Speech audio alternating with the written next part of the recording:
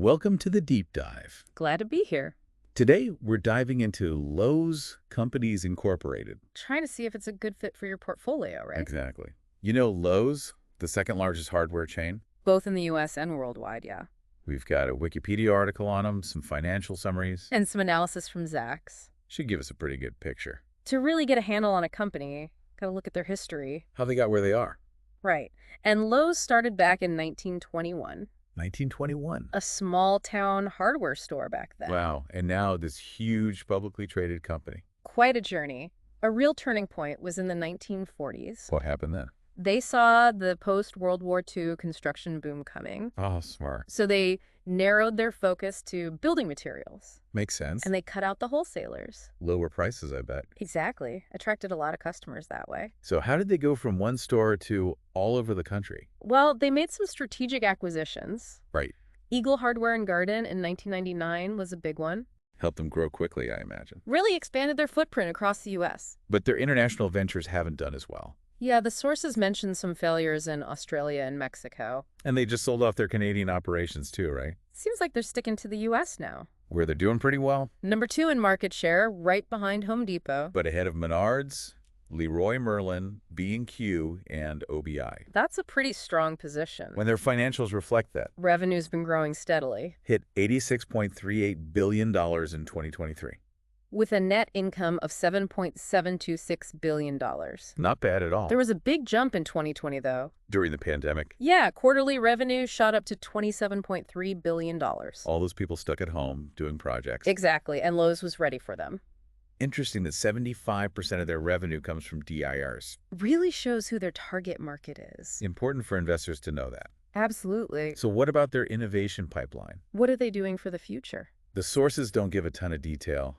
But they're definitely trying to keep up with consumer trends. Online sales exploded during the pandemic. Over 135% increase. They're building a global technology hub in Charlotte. Sounds like they're serious about e-commerce. Trying to stay ahead of the curve. Now let's talk acquisitions. Specifically, Arna. Canadian hardware chain. They bought it and then sold it. Yeah, interesting story there. Rona's stakeholders weren't happy about the purchase. Worried about jobs moving to the U.S. So Lowe's ended up selling it off in 2023. Maybe trying to simplify things. Focusing on their strengths. Which brings us to valuation. Is Lowe's stock a good deal right now? Zacks thinks it might be undervalued. They give it a value score of B. Based on several factors. Their cash price ratio is low. Their EBITDA is reasonable. And their PE ratio is below the industry median. That's all good news for investors. Potentially a bargain stock. So let's weigh the pros and cons of owning Lowe's stock. What are the arguments for and against? On the plus side, there's their potential for growth. Driven by that strong market share. And their apparent undervaluation. Plus, they're adapting to e-commerce. But they've stumbled with international expansion before. That's a risk to consider. And there's always the possibility of increased competition. The economy could also impact things. If people cut back on home improvement spending. That's a factor for any retail company. What about dividends and share buybacks? Do they offer extra incentives for investors? Our sources don't give specifics on the dividend policy. But we know from other sites that Lowe's does pay dividends. They've also got a big share buyback program. $10 billion, started in 2019. Shows they're committed to returning value to shareholders. Can boost the stock price, too. Finally, let's talk ESG. Environmental, social, and governance factors. Investors are paying more attention to that these days. Lowe's has a mixed record there. They've won some Energy Star awards. And they avoid sourcing wood from rainforests. But they've also had some issues. Lead paint violations. Fines for exceeding air quality limits. Shows you gotta look beyond the surface. Actions speak louder than words. Investors need to consider all of this. It's about more than just the numbers. Absolutely. It's definitely something to keep an eye on, how they handle those ESG issues. For sure, investors are really focused on that now. Back to their strategy for a second. That technology hub in Charlotte seems pretty important. Big investment. Definitely shows they're serious about growing their online presence. Makes you wonder what exactly they're working on there. Right.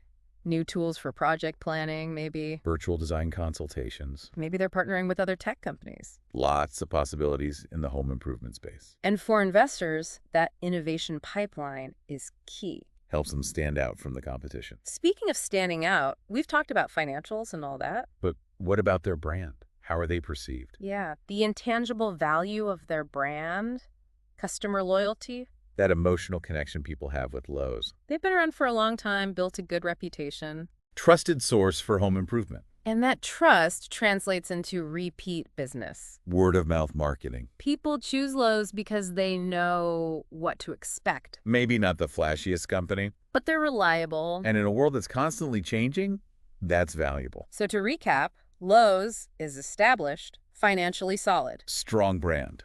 Committed to growth and innovation. But they also face some challenges. Those international struggles. Potential for more competition. And they need to address those ESG concerns. Investors need to weigh all of that. Do your research. Make informed decisions. Absolutely. But let's wrap up with some final thoughts on Lowe's as an investment. Specifically, what are your takeaways? Well, they're financially sound, that's for sure. Dominant market position, too. And they're making good profits. Their business model seems pretty resilient. Yeah, even though the international stuff hasn't worked out. Sticking to the U.S. seems like the right move. They're doing well here. That tech hub shows they're thinking about the future. But what about the ESG stuff? Could that hurt them? Well, it's definitely a risk. Bad ESG performance can damage a company's reputation. Consumers might turn away. Legal problems even. All of that can impact their value in the long run. So how should investors evaluate Lowe's on ESG? Look for real action, not just talk. Are they actually improving? They've done some good things, like the Energy Star Awards. And avoiding rainforest wood. But those lead paint and air quality issues need to be addressed. They need to walk the walk, basically. Exactly. Actions speak louder than words. So key takeaways for anyone thinking about investing in Lowe's. I'd say they've got a lot going for them. Financially strong. Well-known brand. Good track record of delivering value to shareholders. But don't forget the risks. Do your due diligence on their ESG performance. Weigh the pros and cons carefully. Ultimately, it's your decision. Every investor is different. But we want you to be informed. That's what the deep dive is all about. And with that, let's add one last thought about Lowe's. We've been talking numbers and strategy. The hard facts. But there's also the emotional side.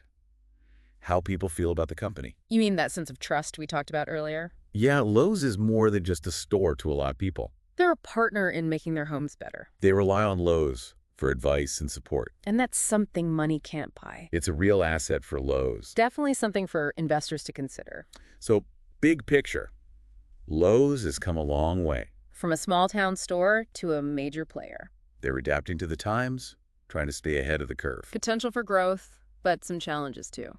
We hope this deep dive has given you some food for thought. Helped you understand Lowe's a little better. Do your own research, make the best decision for you. And remember, knowledge is power. We've really dug deep into Lowe's today. Yeah, covered a lot of ground. Their history, their financials, those strategic moves they're making. Lots to like, but gotta be realistic too. Like you said, every investment has its risks. Exactly.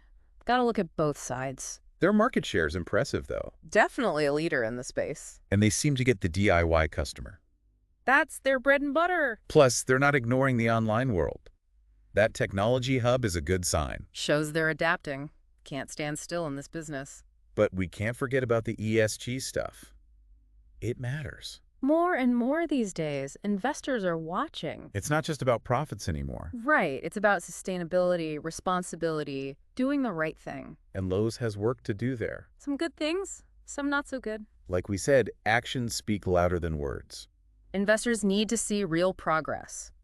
So, bottom line for our listeners. Lowe's is worth considering. Solid company. Good potential. But do your homework. Understand the risks. And ultimately, the decision is yours. Invest what you're comfortable with. We just want to give you the information you need. The knowledge to make smart choices. That's what the deep dive is all about. Helping you be a better investor.